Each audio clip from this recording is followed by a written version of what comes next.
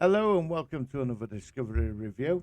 This series has been up and down, hard work getting through, but today we did sort of finally get somewhere. So I'm going to be covering episode Species 10C. Well, it was alright. I mean, a lot of assing about. They approach the DMA, they get sucked in by this blob thing, end up inside it. Buck and Taka, well, Taka, as we knew, we turn into a bit of a villain, and the aliens contact him through, guess what? Carbons. Yep, emotional carbons molecules. I have to say, this episode, it did drag. It moved. It could have moved a bit faster, I thought. I noticed at the beginning we got a bit of Star Trek the Motion Picture music when we were approaching the DMA. You know that bit when they're sort of approaching Vija, to give you that Vija sort of feel of this big thing. I mean, it's massive, is this thing? It's like the size of a solar system. So anyway, they end up inside it and they figure out how to communicate with it. We get to sort of see, well, we see one of them, it's like this like entity, and it's splattering all these carbons all over the place, and it's sending them messages, and they work out how to communicate with it through mathematics. And then it sends this ship for them, and when they get inside the ship, it looks like Voyager. And meanwhile, on Buck's ship, Taka betrays Buck. The engineering lady, I forgot her name now. She's using licorice to power some communications device, and she tells Buck, "Look, you know what he's gonna do, because she's an engineer." She said if he does what he's gonna do, it's all gonna backfire, and Buck starts to believe her. Then we get into a scuffle, and they everybody, like, it's only took them like an episode and a half to figure out the engineering lady's disappeared, but they figured it out, Stamets and the doctor, and suddenly they find the device that's jamming, so Zora can't detect Buck's ship. Then we get into some emotional stuff, which we do in Discovery quite a lot.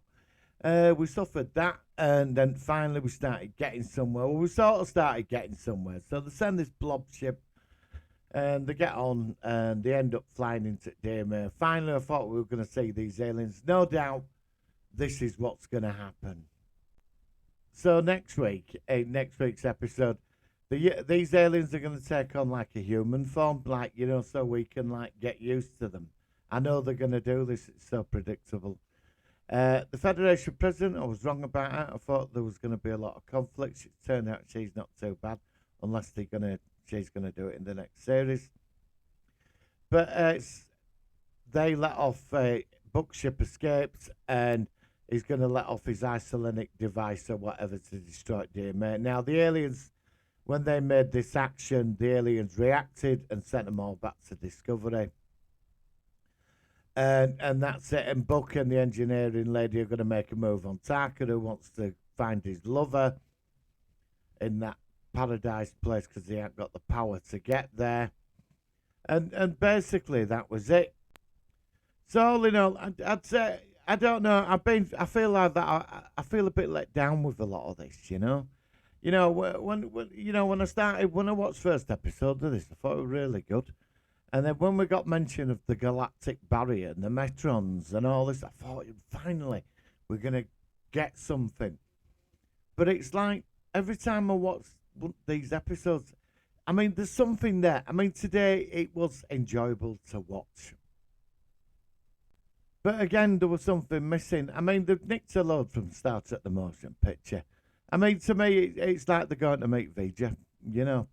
And, like I watched Picard yesterday, and there was a lot going on in that. It was moving. But it's like Saru having his, like, all this is going on, and he's concerned about his relationship with Vulcan.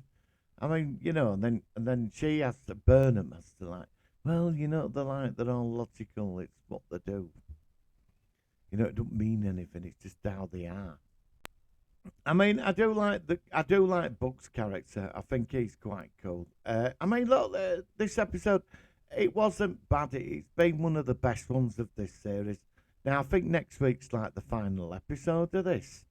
So obviously, you, that we're gonna get like, are we gonna get like that episode at the end where I've had to sit through all this to get that moment and think, that defining moment that's going to make all the bad episodes, all the filler episodes sort of fit into place, and you get that final hit and you think, wow, actually, this wasn't bad.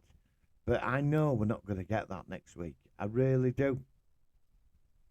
Now, the old DMA thing is fascinating, but for me, they could have done this story in 6 episodes. This could, or it could have been done in 10. There's been a lot of drag in this series. So I'm going to give it 3.5 out of 5, just pushing under a 4. So thanks for watching this review. It's just a quick one, and I will see you on the next episode next week. And hopefully we're going to get some kind of, how do you say it? An epic. But somehow I doubt it very much.